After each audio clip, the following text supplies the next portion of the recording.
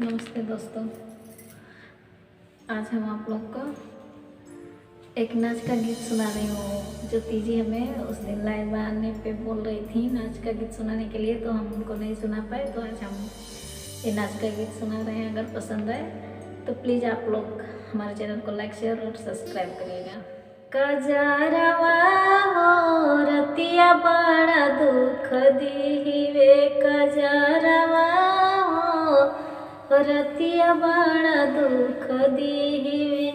टाटी बेवड़ा रहित ढकेल के भागी जाती, टाटी बेवड़ा रहित ढकेल के भागी जाती। सजनवा हो रतिया बड़ा दुख दीवे, सजनवा हो रतिया बड़ा दुख दीवे।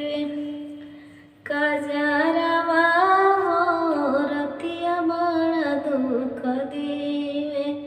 टाटी बेवड़ा रहित ढकेल के भागी जाती, टाटी बेवड़ा रहित ढकेल के भागी जाती। कोठरिया हो रतिया बड़ा दुख दीवे, कोठरिया हो रतिया बड़ा